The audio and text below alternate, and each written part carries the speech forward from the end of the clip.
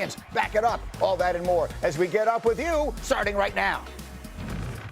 The puck is free and taken by Alexander Carrier. Headmans the puck. Shot. Score!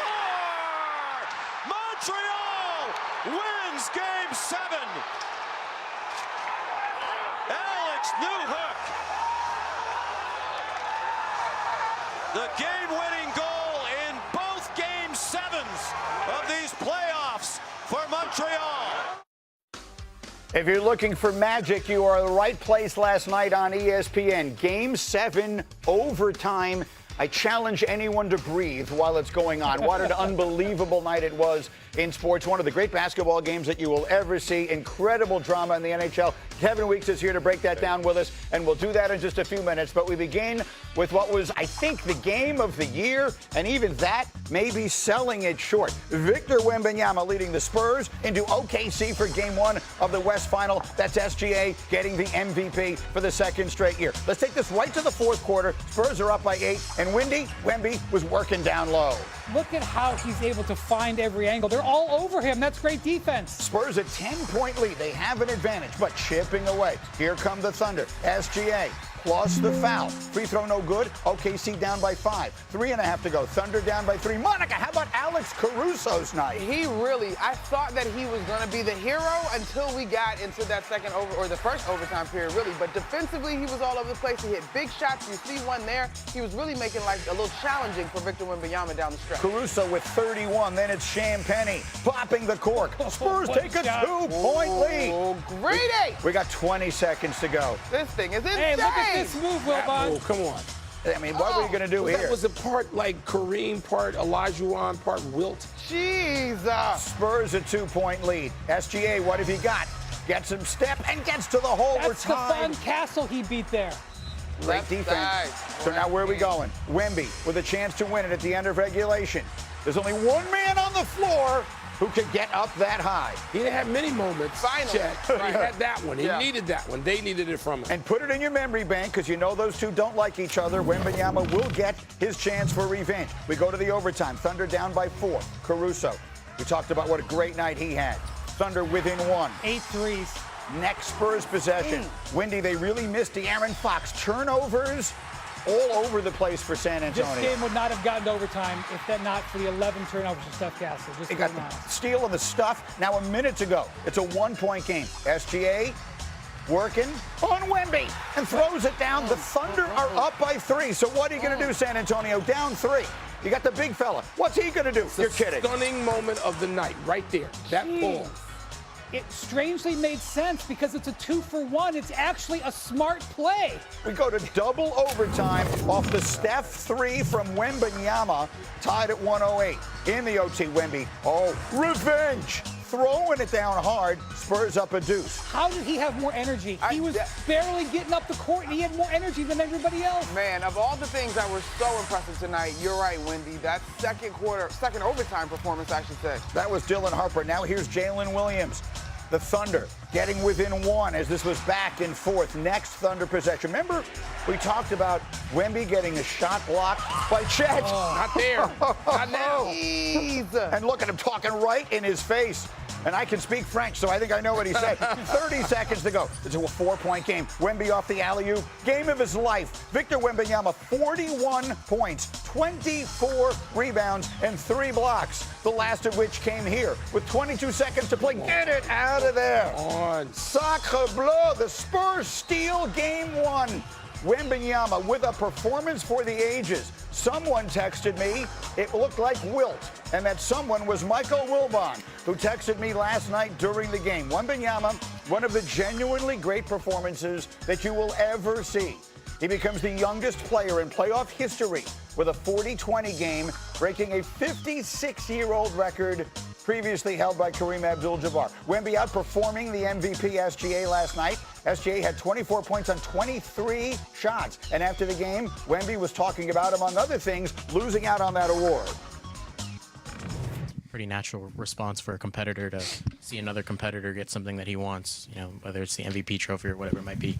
I'm just curious if that was in your mind at all, knowing that Shea had got that award and you were in the top 3 for it, and, you know, Did any part of tonight feel personal? Some of your facial expressions kind of look like you were really, really going for it. Yeah, for sure. Everything you just said. I still got a lot to learn.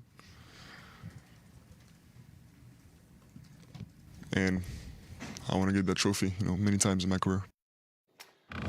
But he may have to settle for a different trophy, one named for Mr. O'Brien this year. They're 7 wins away from getting it. Michael Wilbon, I'll start with you. You sent me a flurry of texts. I got up and watched the game on tape this morning, but I already knew that it was going to be something special because of all the texts you sent me. What's the first words out of our mouths about Wembanyama this morning? It was historic, the performance. It was the human drama of athletic competition. 41 and 24 are all the numbers I need. I don't need numbers. When those players on his own team were staring at him in awe late in the game, that clip where he's looking at them and they're all looking back at him. Do you know how many people get that in the history of basketball? It's a real small number, and there's some great players who never got that. But with Wembanyama, there's certainly, I started paying attention in the offseason when Brian Windhorst started writing about Wemby and what he was doing. Our Kendrick Perkins had the great line in live time last night on SportsCenter. Yeah. When he said, I'm watching the game with my wife and kids, and at the end of it, I'm watching Wembanyama, and I say to my wife, it's the monks. We got to send our kids to the monks. It was such a great characterization because it looks like something otherworldly that possesses him now. We're not talking about, it's one of the great games of all time.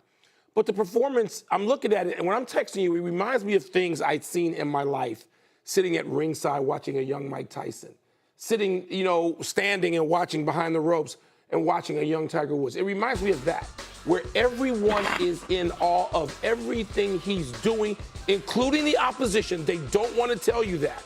And it's happened, with Bird and Magic and Jordan and Kobe and Shaq and the great players, LeBron, of course. It's happened, but this dude is 22, and he's doing this. Yep. And there's a certain, you tell me if I'm wrong, because you know him so much better.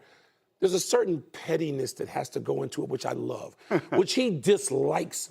The great players have an active dislike for other teams and other people. And earlier in their lives, before they became best friends, Bird and Magic had it for each other. Oh, yeah. And they would have it across 3,000 miles. They'd look at the box score and say to you if you're in the locker room, what did Bird do last night? Because they hated each other. They love each other. But Wemby, is that too much? No, he stays petty all the time. Love it. In the moment, Love he's it. petty. I have a rule where I never, ever overreact to game one, no matter what happens. But I'm really, really trying to stay disciplined in that because I'm not sure how you're beating him 4 out of 7. And I mean, going forward. And this game, Shai Gilgeous-Alexander, they made it clear they're going to just swarm him. It's going to be a real difficulty for the Thunder to overcome that. I'm not sure what the game plan that I thought they did a good job on him last night. I know that the stats are crazy. I'm not sure they can do that much better on him. I'm not sure how you take him 4 out of 7. And at this point, 4 out of 6. That's I right. just don't know. A little bit of luck, or a lot of bit of luck has to be involved. I think for me, I come away from that game literally double overtime. I'm like, I gotta go to bed, we gotta wake up in the morning. I'm exhausted. I can only imagine what those players feel. And so, do you wonder about the body blows that both teams are having to absorb? It's not just a Wemby thing, but there are so many times in that course of that game where he hits the ground or you see the extra bodies. There was one play in particular in the third quarter where he's ping-ponging off of Thunder defenders, but ultimately ends up at the free throw line. And to Perk's point, as we take a look at this play, this is what Wendy is talking about in terms of the Thunder doing a decent job. We're going to be physical. We're going to send a second line of help. He gets knocked down on this play, but then he keeps playing. I think there was an offensive rebound and ends up at the free throw line. So the poise that he showed, and we talked about the ejection in the Minnesota series. Yeah. I don't know where that fits in his arc, but the ability to expect and anticipate a next level of contact and perform at the highest level, it's just, I'm out of words for it. Can I just say that when he went to the Monks, it wasn't a weekend? Yeah. He did it for 2 weeks. Yeah. Getting up at 4 a.m. every day. How long's a playoff series? About 2 weeks. It's obviously physical, but this is going to be a mental toughness challenge. But he was preparing for the mental toughness. And when in the second overtime last night, he never played more minutes in his life, ever. Yeah. But he didn't just have the physical ability. He had the mental ability, too.